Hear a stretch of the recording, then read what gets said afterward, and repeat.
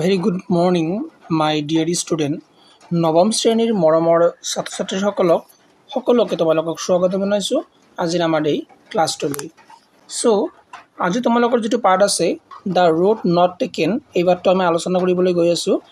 এইটো এটা কবিতা হয়, পয়েম হয় আৰু পয়েমটোৰ ৰাইটাৰ হৈছে আমাৰ ৰবাৰ্ট ফ্ৰষ্ট।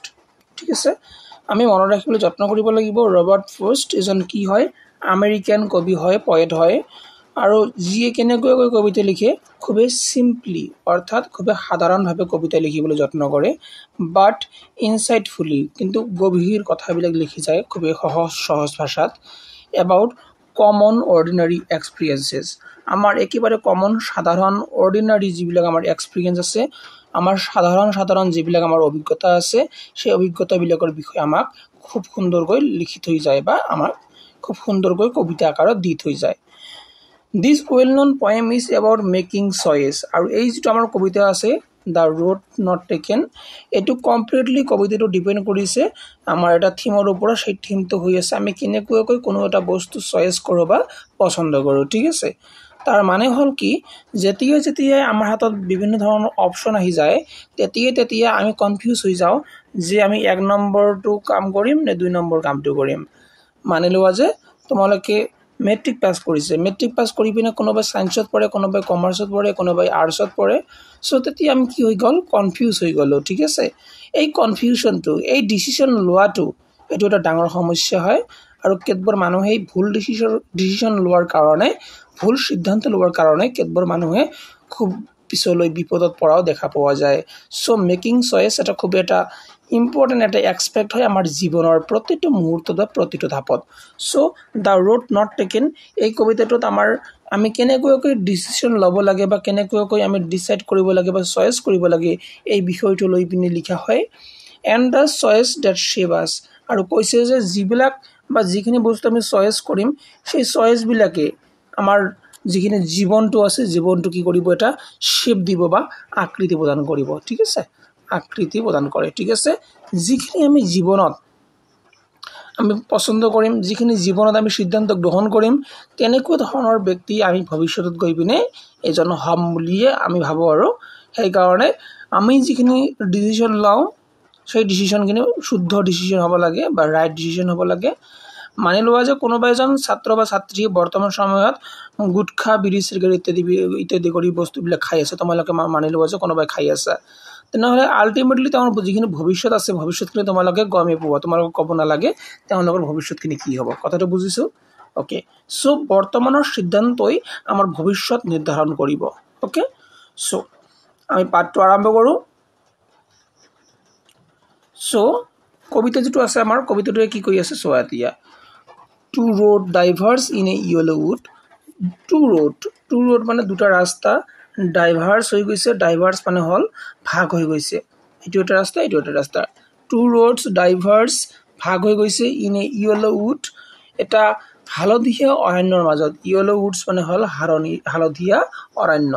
মানি লোৱা যে চাৰিওপিনে কি আছে, অৰণ্য আছে। ঠিক আছে, আৰু দুটা ৰাস্তা, এটো এটা ৰাস্তা, এটো এটা ৰাস্তা, দুটা বেলেগ ফালে গৈছে। And sorry I could not travel both, আৰু আমাৰ ৰাইটাৰ ইয়াত থিয় দি আছে, ৰাইটাৰে কৈ আছে সৰি মই দুয়োটা ৰাস্তাৰে একেলগে একে সময়তে যাব নোৱাৰো, ট্ৰেভেল কৰিব নোৱাৰো, এই কথাটো কৈ আছে। And sorry I could not travel both, মই দুয়োটা ৰাস্তাৰে একে সময়তে যাব নোৱাৰো। And be one traveler, and কৈ আছে কি যে মই মাত্ৰ এটা ৰাস্তাৰে কি হ'ব পাৰিম, ট্ৰেভেলাৰ হ'ব পাৰিম বা যাত্ৰী হ'ব পাৰিম। Long I stood, আৰু আমাৰ ৰাইটাৰ বা কবি বহু দীৰ্ঘ সময় ধৰি ষ্টুড দি আছিল অৰ্থাৎ থিয় দি আছিল সেই ঠাইডোখৰতে, আৰু চিন্তা কৰি আছিল যে কোনটো ৰাস্তা বা কোনটো ৱে তেওঁৰ কাৰণে ভাল হ'ব বা সঠিক হ'ব। And looked down one as far as I could, and looked down, আৰু তেওঁ চাই আছিল one এটা ৰাস্তা, as far as I could, যিমান দূৰলৈকে চাব পাৰে সিমান দূৰলৈকে তেওঁ চাই আছিল এটা ৰাস্তা, যে কোনটো ৰাস্তা কিমান দূৰলৈ গতি কৰিছে বা কিমান দূৰলৈ দেখা পোৱা গৈ আছে, সিমান দূৰলৈ তেওঁ কি কৰি আছিল, চাই আছিল। To where it bent, আৰু যেতিয়া পৰ্যন্ত এই ৰাস্তাটো বেন হৈ যোৱা নাই, ৰাস্তাটো ভাজ হৈ যোৱা নাই, সিমান দূৰলৈকে আমাৰ ৰাইটাৰ বা কবি বা পয়েট আমাৰ ৰাস্তাবিলাক বা ৰাস্তাখিনি চাই আছিলে। ইন দ্য আণ্ডাৰগ্ৰোথ, কি বুলি কৈছে, to where it bend in the undergrowth, কৈছে যিমান দূৰলৈকে ৰাস্তাখিনি গৈ আছে সিমান দূৰলৈকে তেওঁ চাই আছিলে, আৰু যিমান দূৰ পৰ্যন্ত বেন হোৱা নাই, মানে বেন হ'লে পিনে দেখা পোৱা নাযাব গোটেই ৰাস্তাটো সহজ সৰলভাৱে, গতিকে বেন নোহোৱালৈকে তেওঁ কি কৰি আছিলে, জাষ্ট খালি থিয় দি পিনে চাই আছিলে আৰু সিদ্ধান্ত গ্ৰহণ কৰিবলৈ যত্ন কৰি আছিলে যে কোনটো ৰাস্তা আমাৰ ৰাইটাৰৰ কাৰণে ভাল হ'ব বা কোনটো ৰাস্তা আমাৰ ৰাইটাৰৰ কাৰণে বেয়া হ'ব। Okay, then took the other just as fair, আৰু তেওঁ কি কৰিলে, যিটো এটি মানি লোৱা যে এটি 1 নম্বৰ ৰাস্তা আছিল আৰু 2 নম্বৰ ৰাস্তা আছিল, আৰু তেওঁ চাই চিতি 2 নম্বৰ যিটো ৰাস্তা আছে এই ৰাস্তাটো কি কৰিলে, তেওঁ চিলেক্ট কৰিলে। দেন টুক দ্য আদাৰ, টুক মানে লৈছিল, আদাৰ অন্য এটা ৰাস্তা লৈছিল, 2 নম্বৰ ৰাস্তাটো লৈছিল as a fair, and having perhaps the better claim, আৰু তেওঁ অনুভৱ কৰিছিল যে এই ৰাস্তাটো হয়তো বা তেওঁৰ কাৰণে কি হ'ব, বেছি ভাল হ'ব বা বেছি বেটাৰ হ'ব। বিকজ ইট ৱাজ গ্ৰাছী, কাৰণ 2 নম্বৰ ৰাস্তাটো কি আছিলে, গ্ৰাছী আছিলে, অৰ্থাৎ ঘাঁহনিযুক্ত আছিলে, এণ্ড ৱান্টেড ৱেয়াৰ, ঠিক আছে, ঘাঁহনিযুক্ত আছিলে, আৰু তেওঁৰ এনেকুৱা ধৰণৰ অনুভৱ হৈছিলে যে ইয়াৰ চাৰিওপিনে বা আমাৰ সেইটো ৰাস্তাত যিবিলাক আমাৰ ঘাঁহনিবিলাক আছে, ঘাঁহনিবিলাক মৰি যোৱা নাছিলে বা ঘাঁহনিবিলাক আমাৰ মাজে মাজে নাইকিয়া হৈ যোৱা নাছিলে। তেওঁলোকে ৱান্টেড ৱেয়াৰ সেয়া পিন্ধি আছে, ৱেয়াৰ মানে পিন্ধা, ৱান্টেড মানে বিচাৰি থকা বস্তুবিলাক সিহঁতে কি কৰি আছিলে, পিন্ধি আছিলে। যেনেকৈ এটা ৰাস্তাত বিচাৰি থকা বস্তুবিলাক পিন্ধি থকা মানে কি বুজাম আমি, যেনেকৈ মানুহো আমি চোলা পিন্ধো, তেনেকৈ ৰাস্তাবিলাকে তোমালোকে চাবা, যদি আমি বেছিদিন খোজ নাকাৰোঁ আমাৰ ৰাস্তাত, তেনেহ'লে ৰাস্তাত দুবৰি বন, ঘাঁহ জংঘল ইত্যাদিবিলাক গজি থাকে, ঠিক আছে। গতিকে এইবিলাক ৱান্টেড ৱেয়াৰ বুলি কোৱা হৈছে।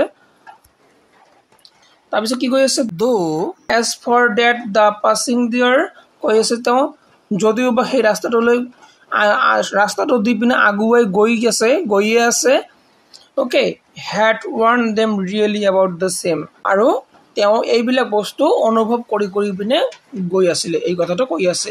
যদি 1 নম্বৰ ৰাস্তাটো দি পিনে গ'লহেঁতেন তেনেহ'লে কেনেকুৱা ধৰণৰ হ'লহেঁতেন, আৰু 2 নম্বৰ ৰাস্তাৰে তেওঁ যে গৈ আছে বৰ্তমান সময়ত তেওঁৰ কাৰণে একচুৱেলি ঠিক হয়নে নহয়, এইবিলাক কথাই বাৰে বাৰে প্ৰতি কি কৰি আছে, আমাৰ ৰাইটাৰ বা কবি বা পয়েটে ভাবি গৈ আছে। অ'কে, আফটাৰ ডেট, অ'কে, কি কৈ আছে, এণ্ড বোথ ডেট মৰ্ণিং, আৰু দুয়োটা ৰাস্তা সিদিনা ৰাতিপুৱা ইকুৱেলি একে দেখা গৈ আছিলে, ইকুৱেলি পৰি আছিলে, একে দেখা গৈ আছিলে।